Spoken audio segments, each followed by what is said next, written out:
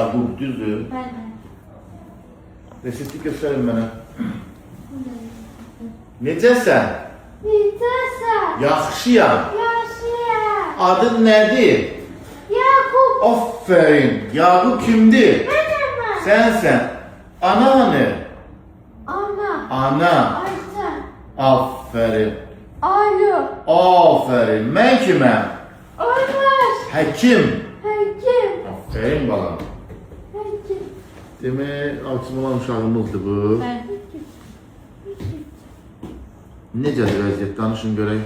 Şükür, yaxşıdır, sakit olurdu. Aha. Düzdür, əsəbi də orada sözün düzüdür.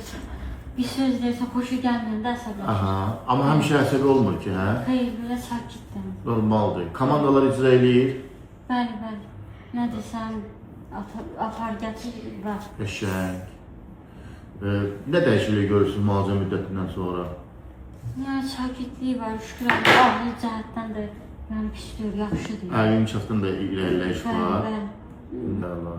İnsan uşaqlarla ünsiyyət qurmağı artıbmı? bəli, bəli, var. Əvvəllər daha azdı, indi daha çoxalıb, düzdür? Bəli.